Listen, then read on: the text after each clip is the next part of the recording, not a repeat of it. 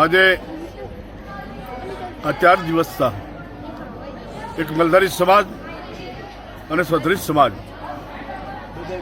બંને સમાજની દીકરી દીકરાએ જે કાંઈ ભૂલના પાત્ર બન્યા એના કારણે રબારી સમાજ અને સ્વધરી સમાજ બંને સામે સામે આવી ગયા.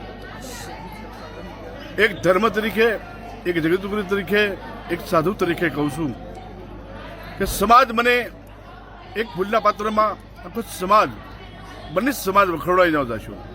બંને સમાજ ખોટા ઝઘડા, તોફાન, ધમાલમાં ન જશો. મહેરબાની કરી આનો અંત લાવીને સમજૂતી કરીને સમાજના આગેવાનો, વિવિધ આગેવાનો, સમાજના સમજૂતદાર વ્યક્તિઓ બેસીને એનો રસ્તો કરો અને ટોળા કરી અને તોફાન ને ધમાલ થાય એના પરિણામ સારા ન હોય.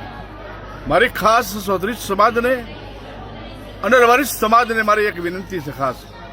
મારે તો રબારી સમાજ છે, ચૌધરી સમાજ છે. તમે તો ધર્મના વડા છે, એટલે તમે બંને સમાજ છો.